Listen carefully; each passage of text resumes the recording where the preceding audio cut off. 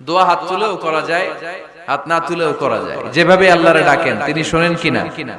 আল্লাহর হাবিব বলতেন ইন্নাল্লাহা হাইয়ুন কারীম, আল্লাহ খুব লজ্জাশীল। আল্লাহ কি? আল্লাহর হাবিব বলতেন কেউ যদি হাত তুলে আল্লাহর কাছে দোয়া করে আর চায় ওই হাত ফিরিয়ে দিতে আল্লাহর নাকি লজ্জা লাগে। সুবহানাল্লাহ কইতে পারলেন না? আবার দোয়া যখন করবেন আল্লাহর নামগুলো উচ্চারণ করে দোয়া করবেন। আল্লাহর অনেকগুলো সুন্দর নাম আছে না নাই? ইন্নালিল্লাহি 99 ইসমা, আল্লাহর রয়েছে 99টা সুন্দর সুন্দর নাম। এই নামগুলো যে মুখস্থ করবে, নামের হক যেই ব্যক্তি আদায় করবে, তারে জান্নাতের মালিক বানায় দিবে কে? দোয়া যখন করবেন আল্লাহর আসমাউল্লাহিল হুসনা গুলো বলে বলে আল্লাহরে ডাকবেন। আল্লাহর একটা সুন্দর নাম আছে আর রহমান। কি নাম?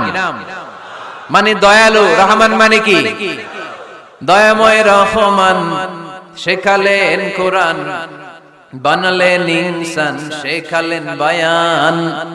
দয়াময় রহমান শেখালেন কোরআন, বানালেন ইনসান, শেখালেন বায়ান।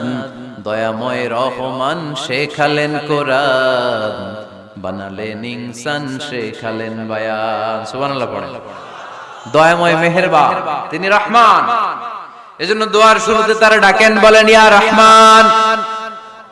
সবাই পড়েন ইয়া রহমান, ইয়া রহিম, ইয়া গফুর, ইয়া গফফার, ইয়া সত্তার, ইয়া জব্বার।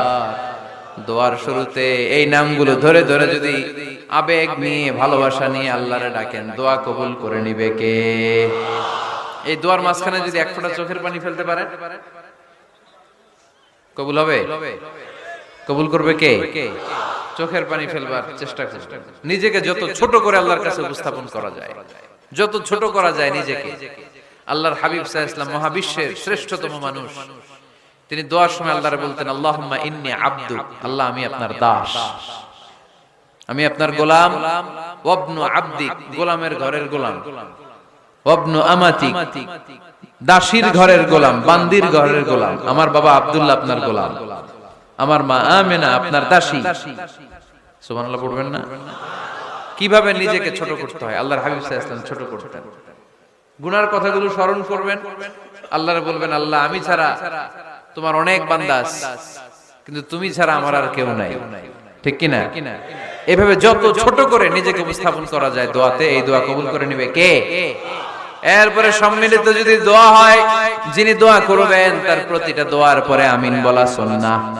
যদি কেউ দোয়া করে রব্বানা আতিনা ফিদ দুনিয়া হাসানাহ ওয়া ফিল আখিরাতি হাসানাহ ওয়া কিনা আযাবান নার, তখন সবাই কি বলবেন? আমিন। এরপরে দোয়ার পরে মুখের মধ্যে হাত দুইটা দিয়ে